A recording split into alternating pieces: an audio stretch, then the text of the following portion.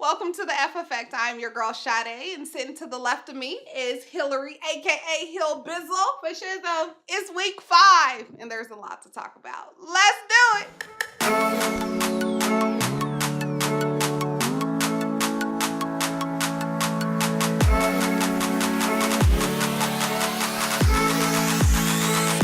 Welcome back to the F Effect. Keeping with NFL tradition, we decided to take a bye last week, but we missed you. Hopefully you missed us as well. But let's kick off week 5 with some game score recaps. All right, let's get started with the Oakland Raiders versus the San Diego Chargers. The Oakland Raiders walked away with the victory of 34-31.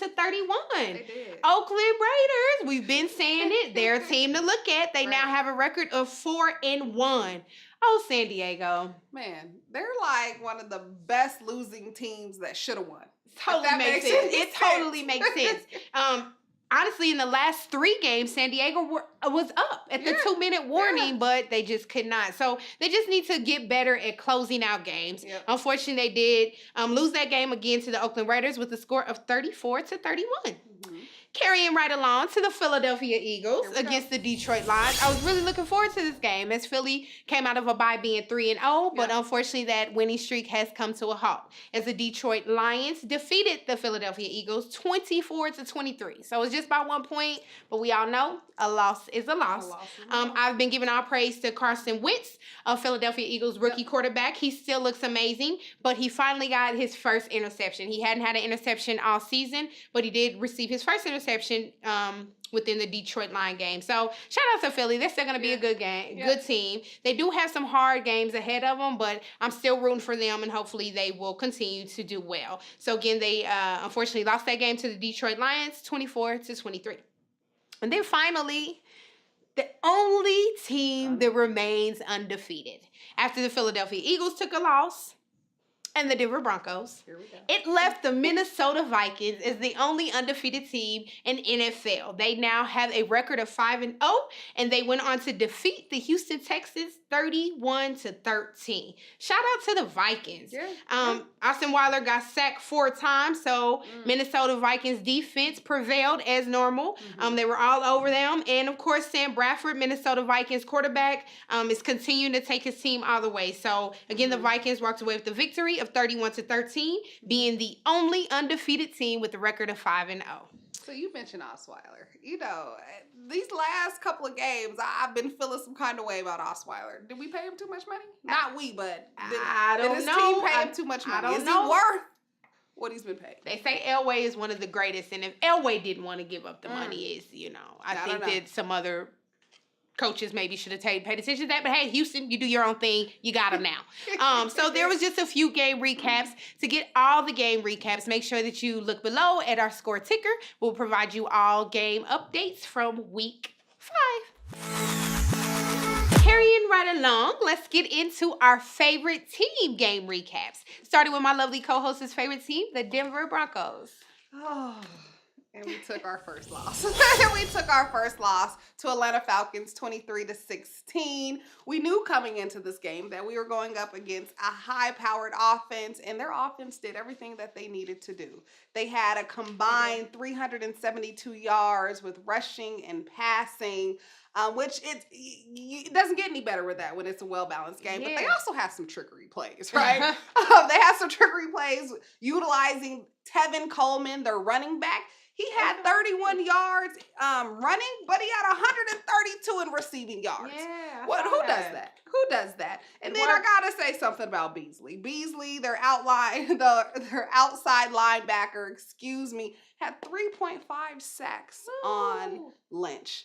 Outside of the other, where was your O-line? I don't know. Where was the trying to get it together? There was no protection on him. No protection, but he also held the ball a little bit too long. He did. There were some just missed passes. There was just no rhythm as it came to the offense. And then the defense had a mediocre game. A very mediocre game. I mean, they did what they could do, but they didn't do enough because we took the loss. 23-16. That's all I can say. Until next week against the Chargers. Hopefully you guys bounce back. We will.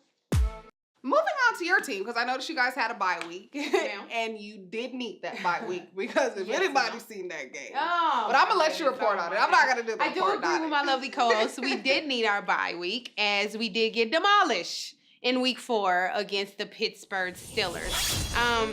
You know, it's not much to say about that game. You know, when you take a loss, it's really, you can dissect it all day, but the moral of the story is we lost.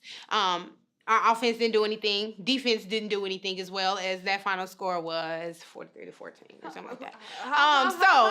Wait. Back it all up. What did you say? I tried to bypass it. You did. The final score ended up being 43-14. Okay. So there was nothing good about that game. The one good thing was Jamal Charles came back. So he got in. He only went in for a play. He got 6 yards. But, you know, he got to dust himself off. Hopefully with this bye, we were able to regroup, look at some film, and then come back. This coming up week, we'll be taking on the Oakland Raiders for a division game. Yep. We will be in Oakland, so it may be a tough one, but I think that we can bounce back. So shout out to my Chiefs. Hopefully we come back and we dust it off and we get a win this coming up week. I'll be watching. I will too. Can't wait. All right, so there you have it. There's our favorite team game recaps. Since we did not have a show last week, we didn't actually get to dissect or pick an actual game that we would be looking at. So therefore, we looked at all games. Watched them all. So to get our updates and score recaps again, make sure that you look down below at our score ticker, which will provide you with all of that info. But let's get on into our man down report. Who's hurt? Who is hurt? So we have to back it up a little bit and start off with Cam Newton, quarterback for Carolina. Had a concussion. You know, was out due to concussion. And so, you know what I think? I think that still is from game 1 in the season when he played the Denver Broncos, and he didn't go out. And I think that, you know, that's that whole part of how we're supposed to be, or the NFL is moving forward with the protocol. But I'm just saying, I'm just putting it out there. I think that it's an ongoing thing that he's never really taken care of. But, you know. I don't know. I watched the hit, and I felt like he just ran into it. But that's my opinion. I feel like it could have been prevented just a little bit. But, you know, he's out due to a concussion. Okay. Moving on to Cody Kessler. He's the Browns quarterback. He is out due to chest and rib injuries. The Browns. Again? Poor Browns. Listen, first of all, the Browns are the only non-winning. They have yet to win a game. So they are 0-5. And this will be quarterback number 4. It's ridiculous. Number 4. Going through 4 quarterbacks. Browns, I hope y'all can get it together sooner than later. That's unfortunate. Unfortunate. I do have to mention this one because I sort of chuckled. You shouldn't be chuckling at anybody's injury.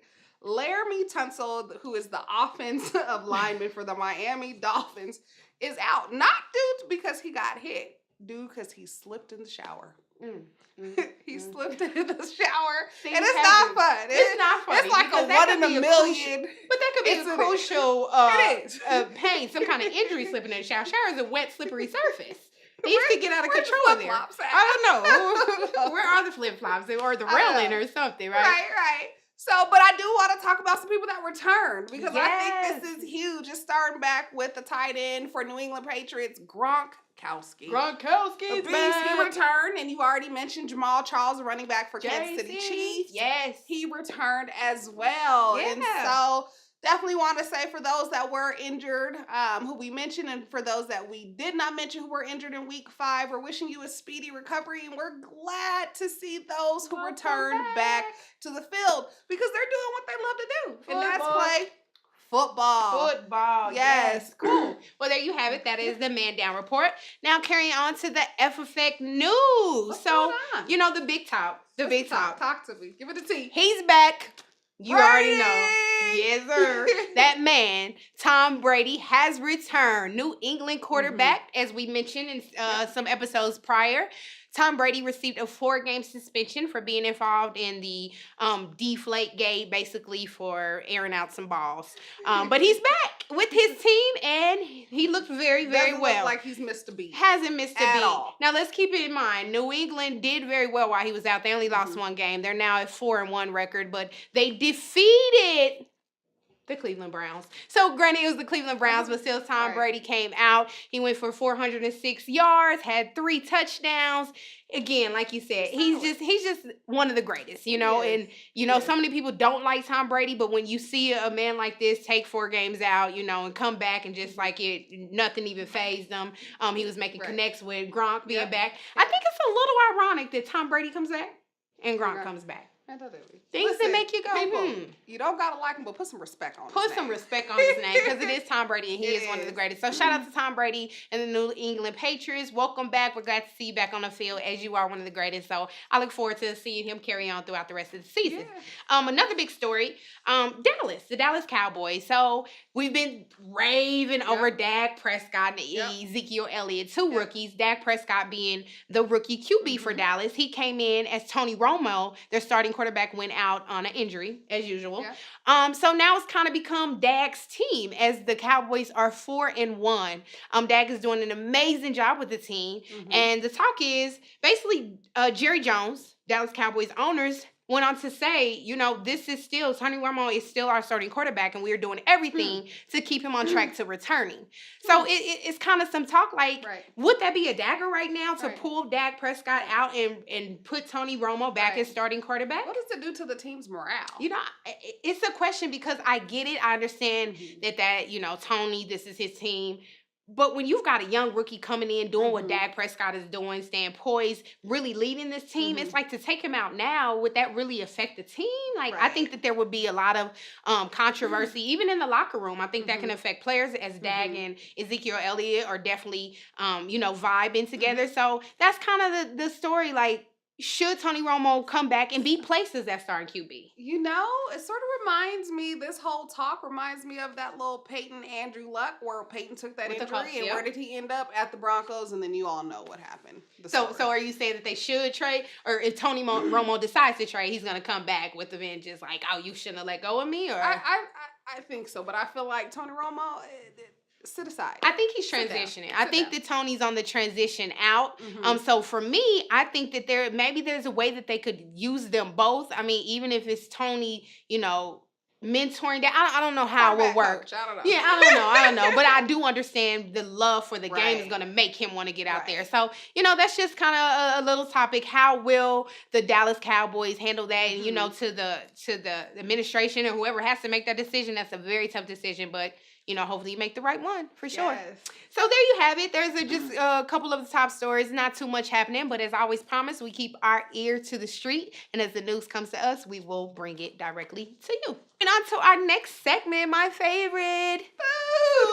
Food. And more food, right? So check out our game day FFX food feature, because it is delish. Yum. Yes.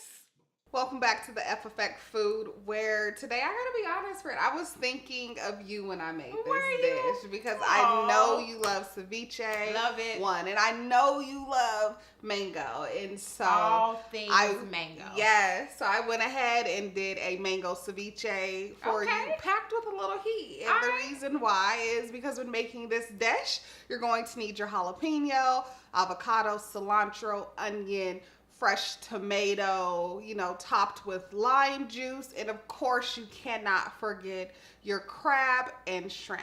And when all these things, you know, marinate, you know, at least for like 2 to 4 hours, you end up with your mango ceviche. Now, me personally, you can eat it 2 ways. You can eat it either with a tostada shell, or you can just go ahead and eat it straight from the cup with a fork. But me personally, I like to add my favorite salsa. Okay, let me get into the salsa then. Definitely. That's how you like it. I want to try it that way. You must try it. Good. Got a mango, got everything in there. Let me go for it. Yes. And I just feel like instead of just doing the traditional salsa, why not just take it up a notch? It's simple, you know, heat, fun, entertaining, and it's going to be a fan fave. Oh my goodness, it's going this to be is a delicious. Fan fave. Listen, you get the heat. For sure, but it's not overwhelming. But the mango, that sweetness kind of mellows it out. All the flavors are good. Love the avocado, of course. The shrimp, everything is merging just together perfectly. Friend, this is absolutely delicious. Yes. So thank you. Yes, this is for you. And here's the thing. You can also, if you don't like mango, you use a strawberry. If you don't want a strawberry, use a pineapple. You know, I mix it up. Kind of pick what you want. Mix it up. Or, hey, go all tropical infusion. Okay. Kiwi, mango, and pineapple. And then, this is good. Yes. This is good stuff. Thank you, friend. I'm glad you thought about me. I love everything about this dish. Yes. Mango ceviche. Mango ceviche. Yum. I love ceviche. So what the camera didn't show, we murdered that. Killed it. Destroyed. It was gone in 60 seconds. From the crew to us. It was a delicious segment. So anyway, everyone, if you can, go ahead and get that recipe and check out that mango ceviche. Lovely. Love the mango. Love it. Love it. Carrying on, let's get into some fashion. Yes, so we want to give out some shout outs to the NFL. So this week, I don't know if you noticed, how could you not notice?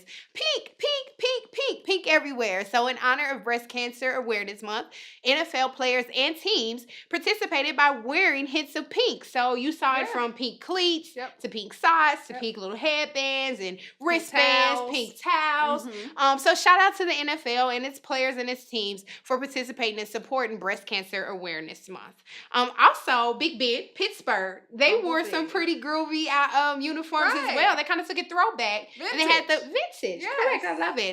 Vintage, they had the bumblebee effect. So if you got a chance to see the Pittsburgh Steelers, their uniforms were yellow and black, bumblebee. So very cool. So shout out to Pittsburgh Steelers for switching it up and hitting us with some throwback uniforms. And then another fashion tidbit is the NFL has now introduced the new color rush jerseys for the 2016 season. I think we were talking about it. I first saw them with the New York Giants. They basically, the color rush is just a very bright pop of color. So it allows the teams to stand out a little more. So if you're paying attention, check out when your favorite team wears their color rush jersey, and then hit us in the comments to let us know that, hey, you saw it just like we did.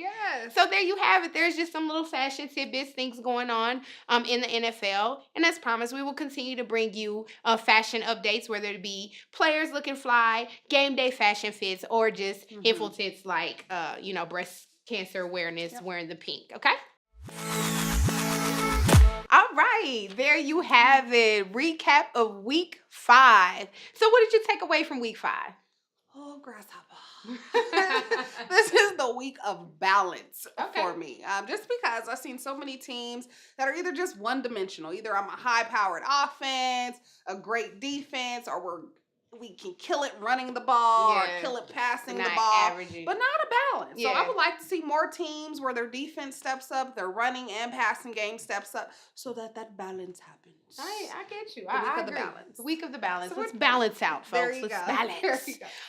There you go. For me, it's more of who I'm walking away with the team for week 6, the Minnesota Vikings. I got to give a shout out to them. When Teddy Two Gloves went out and then Adrian Peterson, some could have been like, oh, I don't know if Minnesota's going to do it. But then Sam Bradford comes in, he regroups, he gets, familiar with the team, and they're now 5-0 and the only undefeated team in the National Football League. So shout out to the Minnesota Vikings. Hope you guys continue on with this success. And who knows, maybe we're talking Super Bowl. They're definitely Super Bowl. Great, so. Yeah, and they got that new stadium, $1 billion stadium. It's massive. So shout out to the Vikings for sure. So week 6 will kick off this Thursday with the Denver Broncos versus the San Diego Chargers in San Diego. So good game, division game. Week 6, what game you gonna be checking out? You're gonna be tuning into. I'm intrigued about the San Francisco 49ers against the Bills in New York, right? Just because there's a lot of quarterback, who's gonna start? Who's gonna play with San Fran, right? And so I'm looking to see what's gonna happen there. Yeah, that's a good one to check out. I'm gonna zoom in to a team that just kind of put a little damper on you. But the Atlanta Falcons versus Seattle Seahawks. Definitely want to check them out and see what's going on. Two pretty decent teams, so should be a good matchup that will be taking place in Seattle. So that will be my game pick for week 6. Very cool. So this week we didn't hit you with an F Effect challenge. However, stay tuned for next week. We'll be back with the F Effect challenge. Until then, make sure that you are still getting familiar with your team, knowing the quarterback, knowing your running back, knowing your wide receivers, cornerback. Last week we talked about, or the week before we talked about our tight ends. So still just getting more familiar with that. And of course, make sure you have a team. It's now or never, okay? All right, so that for sure wraps it up. It's all done. Yeah.